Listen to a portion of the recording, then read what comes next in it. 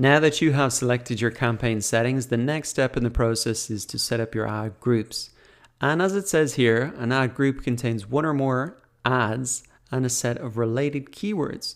So for best results, try to focus all of the ads and keywords in an ad group on one product or service. So you can see that by default here we have ad group 1. And what we want to do here is put in about 10 or 20 keywords for one product that we want to promote. Then if we have a separate product, then we can set up a separate ad group with a separate set of keywords for that as well. Now in this example, I'll just set up one ad group, but it'll be the same process that you can set up for each product that you want to set up. And just remember that the campaign settings you've set up in terms of location, language, when it's delivered will be applied to both ad groups. So just keep that in mind. And if you want a different set of campaign settings, you should set up a separate campaign. So what we really need to do, and the big piece of work in this step in the process, is to add in about 10 or 20 keywords. Now, really, this is where we decide what are the terms that we want to appear in the search results for our ads. And this is an important part of the process because this will really determine the success of your campaign. So I'll show you a couple of things to really reduce the cost of your campaigns and pick the right keywords.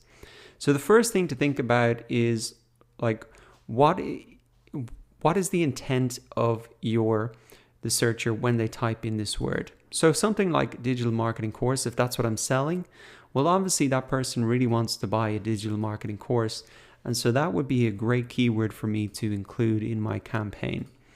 Now, I could also put in something like, what is digital marketing? That could be a keyword phrase that I could get my ad to appear for. The thing is though, if somebody's typing in what is digital marketing, you can see there's no ads on that, and that's for a reason. These people who type in what is digital marketing are much further up the sales funnel. They're not even really aware of what it is. Whereas someone who types in digital marketing course online, their intent to buy is much, much closer. They're much further down that sales funnel and they're really ready to buy. They're just searching for a course to buy. So when you think about your keywords, just remember, where are they in that sales funnel? Are they just becoming aware of this? And you should really avoid keywords like that. Or are they really ready to buy and you want to try and use keywords like that when you're setting up your ad group? So just keeping in mind, where are they in the sales funnel? That's an important consideration when you're picking your keywords. Now, how can you come up with more keyword ideas? Well, one thing to do is just to brainstorm a little bit yourself. So I could say digital marketing training. It's kind of a similar thing. Digital marketing class. Marketing class. So these are all terms that they might be typing in. Now, if I want to get a few more ideas, what I can do is also come over here to get keyword ideas. So I can just take one of these and paste these in here. And now AdWords is going to give me a couple of ideas, and I can really scroll down through these and have a look at these as well. Now, once again, I can maybe just pop that into Google, just check it out. Are these really the type of, do I want to compete with these guys? Have they got a very similar product? Or maybe I should really be focusing on something like, an online social media marketing course, something like that would probably be more appropriate for something like I'm doing. So you want to be quite careful in terms of these keywords and get them as accurate as possible. Now, if you want to get more keyword ideas, what you can do is come to the keyword planner tool. This is a tool within AdWords that will help get you more keyword ideas. So if we, for example, just take one of the main keywords here, paste this in, we could adjust that if we wanted to. So we could say the location, the language, etc. if we wanted to narrow that down. So I'm just looking globally here, but if I wanted to look in terms of just say the US, we can pop this in. And you should really match this up with the location you've set in your campaign. So let's see if we can get some ideas here.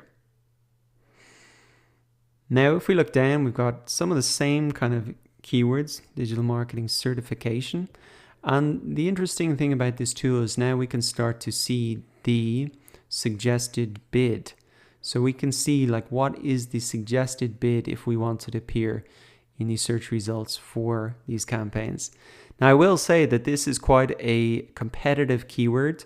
Normally there would be courses that could be $2,000 that people are selling offline in colleges, universities, etc. That's why these suggested bids are very high. So don't be put off by this.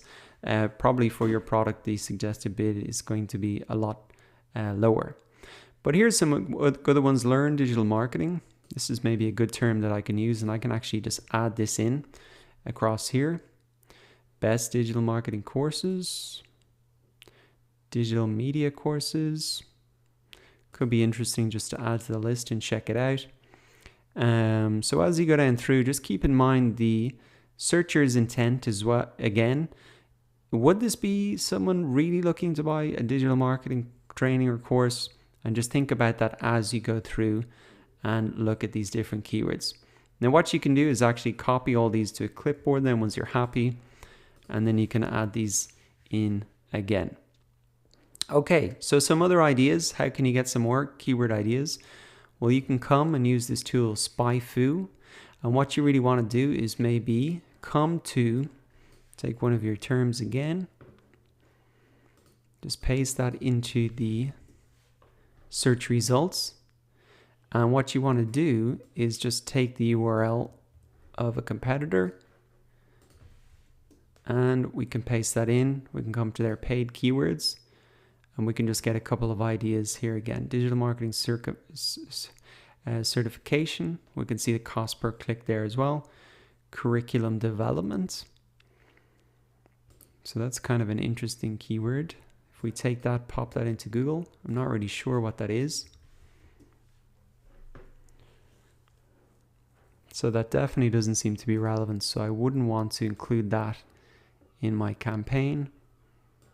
But digital marketing certification is definitely one if I haven't got that there already. So you can see that you can pick up new ideas in a couple of different ways just by thinking of them yourself, searching in Google, using this suggestion tool here, using the Google Keyword Planner, and using SpyFu as well. So what you want to do is really build up a list of 10 to 20 keywords. Now, once you've got your keyword list built up, there is one other thing that you should really have a look at before you go ahead and click save and continue, and that is match types. So you can see here, broad match, phrase match, exact match, and these are an important part of setting up your ad group because these match types really help control which searches can trigger your ads. So if you put a little bit of thought into this, you can really reduce the costs of your ads. Now, if you just type them in like this, by default, these will be all broad match. So if we open this up, we can actually see here that broad match is the default match type for all of your keywords.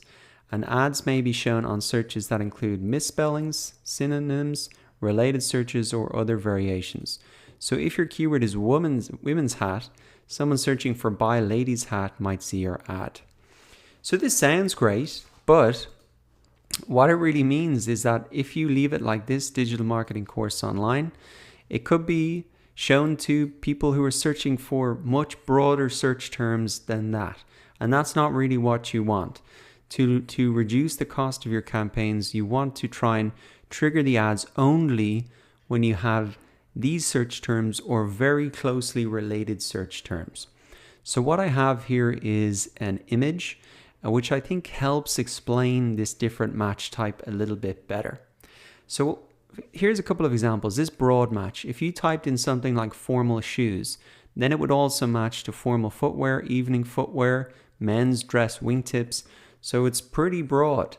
Now, if you do one layer down, it's called a modified broad match. So if you put formal plus shoes, then that would match to evening shoes, black dress shoes, etc. So I want to show you how this works. If I put in, and we'll just stick with the same example to keep it simple. if I put in formal shoes, just like it is here, this is the broad match. So this could appear for a lot of different terms that are broadly related to this. Now, obviously, that's not going to be great for us because that means our ads could be triggered for a lot of different search terms where their intent might not be to buy shoes, but they're just checking them out or whatever. So what you can do then, one level down, is put in formal shoes. So what if we put this little plus symbol in here, it means our ad will only show up if the search term includes the word shoes, but it could be a little bit broader. So it could appear for things like evening shoes, black dress shoes, etc. So it must include that shoes, but this first word can be broadly related. Now what you can do even further down is put a star symbol or plus symbol in front of both words. So it would really have to contain formal and shoes in the search that they're appearing for, but it could appear words before or after like formal shoes, formal evening shoes, formal shoes comfortable, things like that. Now, if you want to get even more specific and trigger your ads only on a very specific search term, then you can use a phrase. So what we can do then is